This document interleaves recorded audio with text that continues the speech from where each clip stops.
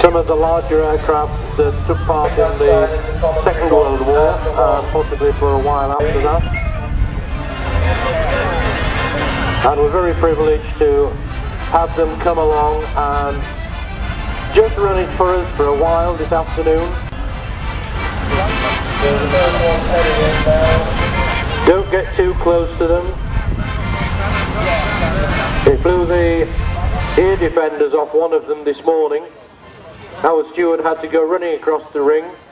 Fit and agile as he is, Bernard, it did take him a while to recover them.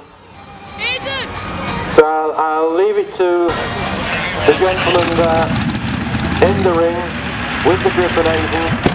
Thank you very much.